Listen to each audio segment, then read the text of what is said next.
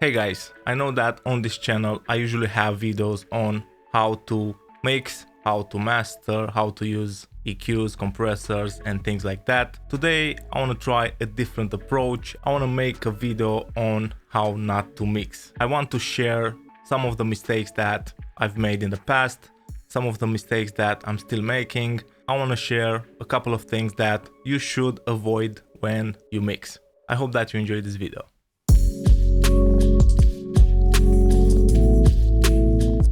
One mistake that I try to avoid is, instead of having a roadmap for the session that I'm mixing, is just diving in and start pushing buttons. I get much better results when I plan ahead, stay with the session, listen for a bit, half an hour to an hour. Having a roadmap for what you're trying to achieve can save you from getting your mix into a bad place. Stop rushing your sessions. This is a mix from The Cure, a really simple track, and I've picked this one because I want to show you exactly why you shouldn't rush into mixing and you should take your time to listen to the track. In this case, we had some issues with the hook not playing well together with the drums. We had the drums on a single track. This is the hook. Been gaming, I've been gaming. And the hook drums had a small 8-bit crush. Right in the beginning, you can duplicate and you can make a plan. You can take notes. That's something that I do sometimes in Studio One. You have the notes. You can say hook, drums, no top, and down the line when you actually start mixing and push buttons, you can make that. I've been gaming. Another thing that I like doing is look for breaths that are out of place, clicks, pops and things like that. You can see that I have some gain automation. In this case, I've also removed some of the sibilance that was a bit too harsh. That's something you can approach in the beginning of the mixing process, so you have a much easier job when it comes to vocal processing. And also, by elaborating a plan, you get familiar with the track and you'll be more confident in your mixing decisions. Another mistake that I try to avoid is staying in solo for way too much time. The solo button is my friend because it gives me a close-up look at what I'm trying to process. For example, I use the solo button when trying to do corrective EQ, when trying to clean up vocals from clicks, pops and things like that. When I do my edits, a great way to do it is to have a partner every single time when you solo something. For example, you can have the main instrument in your track on solo safe, so that will stay on each and every single time when you solo other things that you're working with. That way, mixing in solo gives you some kind of perspective. We have the same track from The Cure. So one thing that you should try out when mixing is have the lead instrument in solo safe.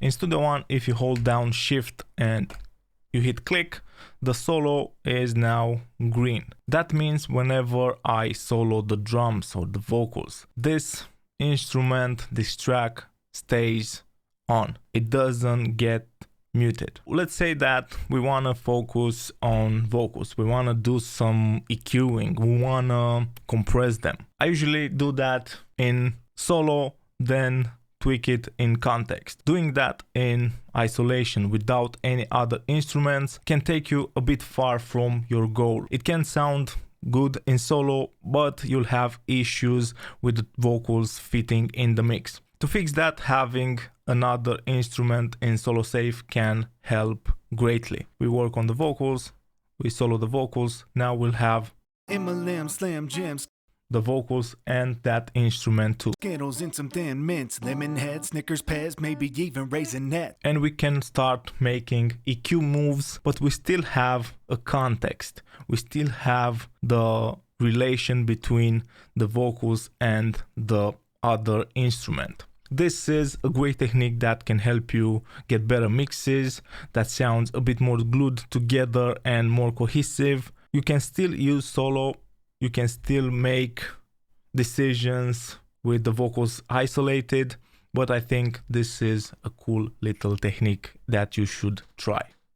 The next one is a big one for me because I've spent years without preparing my sessions. That means creating your own template, creating presets for your favorite compressors, your favorite EQs, creating specific presets for specific artists that you're working on a regular basis. If you're an artist, it helps a lot creating a vocal chain for your specific vocal. That's something that I really encourage you to do, because not having a template and starting with a blank page every single mix, it's just insane. Think about yourself as a painter and think about the fact that every single time you start painting something, you have to go and get your canvas, you have to get your colors, you have to get everything. That just takes a lot of time, and I think that kills creativity. Having a template with everything buzzed, everything sent in the right way, it's just a lifesaver. Not preparing the session was a sin of mine for a couple of years.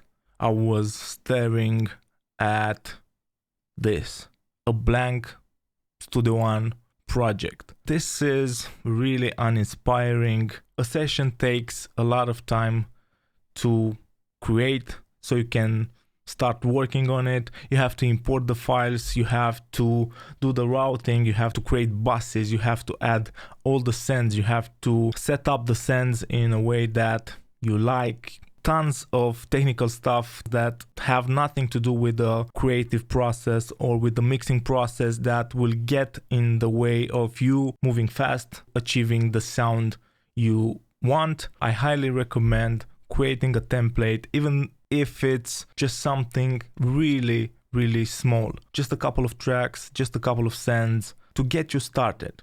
One mistake that I'm not making that much, but I get a lot of questions about this one, so I had to include it. It's about mixing with numbers in mind. What I mean by that is thinking about technical stuff much more than thinking about the emotion of the song. I get questions all the time about the level that I mix my 808s at. I get questions about how many dBs I boost at the top end on a vocal. Those are just numbers. I don't focus that much on numbers, or I don't focus that much on the technical sides of things when mixing. I lean more towards the emotional side of things when it comes to music and when it comes to mixing. So my advice to you is to avoid making this mistake. Don't think about the numbers. In the end, you will lose the vibe.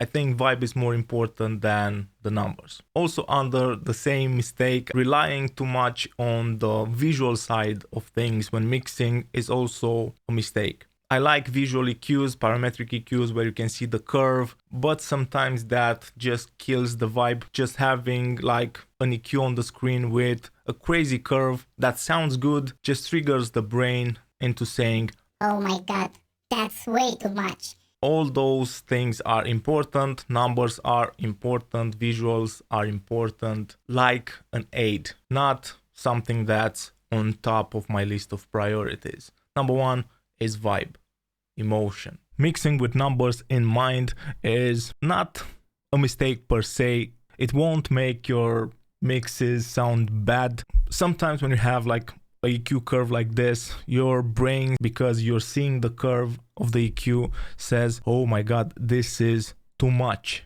Even though in context it sounds amazing. You'll start having second thoughts about the moves you've made. And I think that really sucks when you're in the creative state of mind of mixing. So try and rely more on your ears and not that much on seeing things and looking at numbers. I usually don't care about the position of the faders. I don't care about the dB value of where my kick is, because guess what? It changes from song to song. I usually tend to leave headroom for mastering. The last one, a big mistake when mixing, is not taking breaks when you're working. I think that I'm making this on a daily basis. At the end of the day, I think it affects my ability to get a better mix. Working non-stop on songs, it's a bad thing. You should take a break, maybe once an hour, maybe once at 2 hours, just to give your ears a break. Having fresh ears, I think, matters a lot, and it will give you a new perspective. You will hear things a bit better. That's why I've developed this workflow where I work with drafts. It doesn't allow me to get tired of a song. I can get through multiple songs a day, and that for me is really helpful. So these were a couple of mistakes that I think you should avoid when it comes to mixing. I'm guilty, I admit it, I do it all the time, but it's something that I'm aware of, and I try to improve on that every single day. And I think that you should direct some of your energy in trying to not make those mistakes. I hope that you enjoyed this video. If you did, please subscribe, hit that like button. Don't forget to follow me on Instagram. Thanks for the support and see you guys really soon. Cheers.